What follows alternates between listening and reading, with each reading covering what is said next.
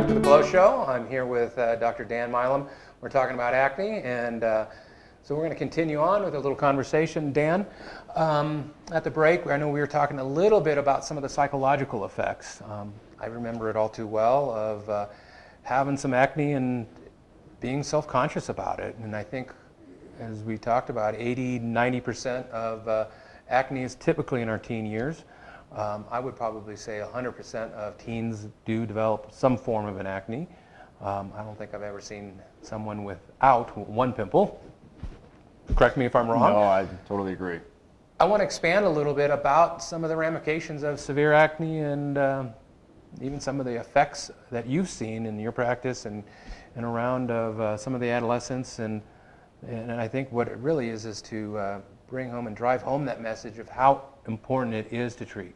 Well, absolutely, and it can, that is, acne can certainly give you a negative self-image if you're having a flare, especially if it's around a period of time where you've got a big event, maybe prom, or you've just got a new boyfriend or girlfriend, and all of a sudden you're starting to flare, and it's very disconcerting, and people tend to withdraw a little bit socially sometimes during that time period.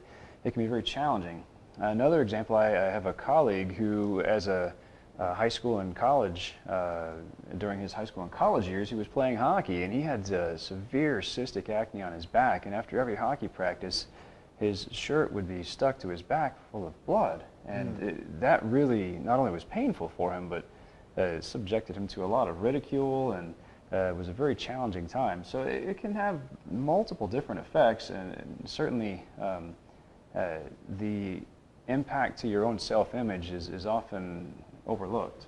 Yeah, I agree, and I think, I mean, obviously the terms that get thrown around, and adolescents tend to be pretty cruel anyway to each other, but throwing terms of pizza face or just a lot of different things that get on, and I think what I've seen in my practices over a year, and in the adolescence is basically the teen years is the most stressful, bar none. I know they've done a lot of psychological studies on it and showing that pretty much the teen years are the most stressful from all of the baselines. Obviously, loss of a loved one, moving, change of jobs, things like that. But I still think the teenage years are one that is the most stressful. And I know they've done studies that showing that people with severe acne have that much more, probably from the self-esteem, some of the ridicule, some of the other areas. Now, in your opinion and your experience, because I know you're probably like me, we'll walk in stores, at the mall, wherever, and you'll see somebody with just really severe acne.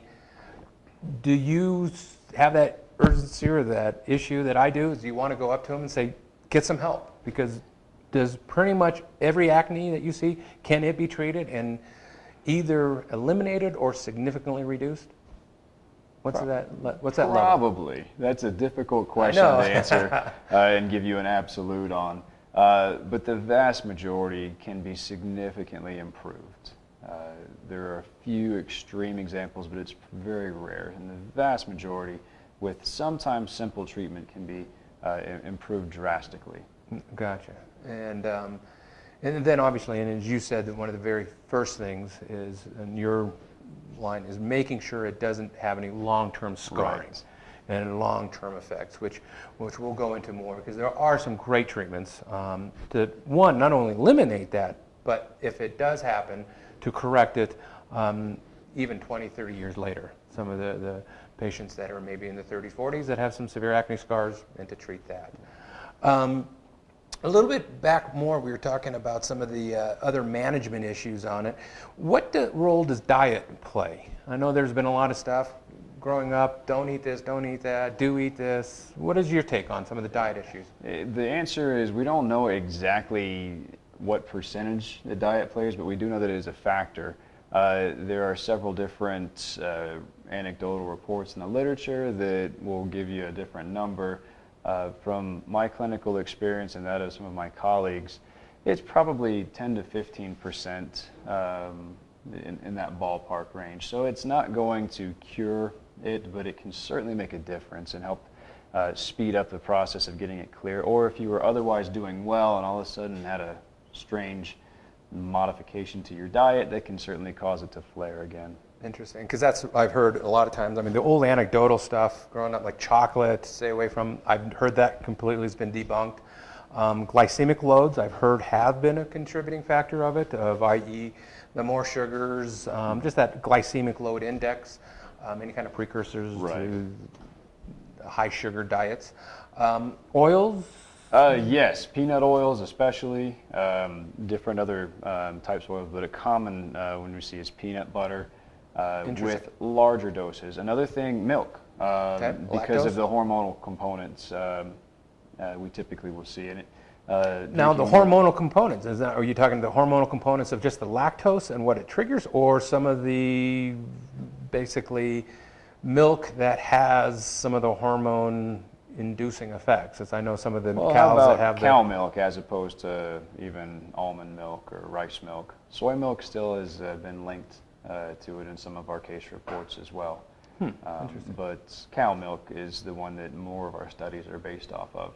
And that's what I was wondering. Is it based on, do you know, some of the GMO or some of the hormone, the milk that has been hormone enhanced to produce more milk, some of the cows that have been given the hormones, are they talking about that type, or are they talking more of just the hormonal effect that the milk may have on a person's body? Just the hormonal effect that you're ingesting from the source, essentially. So whatever the cow has been treated with, given with, or just naturally produces in the milk, that can have an effect on some people. It's not known the exact extent of it, but it's thought to be a contributing factor. Makes sense. I mean, cow milk is really produced and was manufactured for one purpose only, and that's for cows. So it probably has an effect on us. Okay, so other foods, you said the peanut oil, stay away from. I always knew, like they always said, French fries and your chips typical and fast food, greasy food is not usually a good idea. Okay, obviously with that. And then we're getting back into, obviously I know we talked a little bit of so the dietary, other areas, washing, staying clean, how does that play? Actually, that has a large role. How you wash your face, what you clean your face with, how frequently can play a significant role. A lot of these products that you see over the counter involve different abrasive pads or scrubbing beads that are supposed to exfoliate slightly, and what that ends up doing, it tends to cause a little more irritation and actually some small cuts in the face, and that produces a significant amount of inflammation, which ultimately seems to make the acne flare a little bit worse. Right. And the other part is the more you wash your face, number of times per day, does not necessarily help. Once to twice a day seems to be the good number, with a gentle cleanser using your fingers as opposed to an abrasive washcloth. And all soaps are not created equal. Well, that's true. And some are more drying than others, and most of the and that's what we do not want. Right, because our acne medicines will dry you out a little bit too. When you get too dry, then we can't use the acne medicines that we need as well. Especially here in Colorado, where the climate and everything tends to be really, really dry as it is. So obviously just twice a day on a really, really good gentle cleanser. Obviously no of the apricot scrubs or anything like that really abrades. Other things, obviously some of the baseline acne treatments, that's just trying to do some of the benzoyl peroxide, some of just the over-the-counter stuff, seeing if that works with somebody. And if it doesn't, then this is when we really want to see them and start upping it a little bit. Right. A lot of our milder acne can be cleared up by simply washing your face correctly with the right product, maybe using a little benzoyl peroxide wash once a day, and occasionally a salicylic acid facial wash. There's several good over-the-counter ones that you can use, and that will control a lot of people pretty well. Oh, great. Other things, and I've been told things from bed sheets to cell phones, things that come in contact. Obviously, I know I played hockey as well, and I always had a breakout up underneath here with a lot of where the mask was rubbing. Well, and any of the oil on your face that can sit on any pillowcase or material that you're coming into contact with repetitively can sort of be reintroduced to the face and clog the pores. And that results in further acne. Right, so i.e. any of the sports. Obviously was told never ever touch your face, never do things like that. It's hard not to touch your face. I know, it always is. Okay, well, we're going to take a quick break. Thank you for joining us and on this portion of it. We're going to come back in a little bit more, and we'll talk a little bit more about the treatments and ongoing remedies for not only the scarring, but some of the other things that can be done. Stay with us.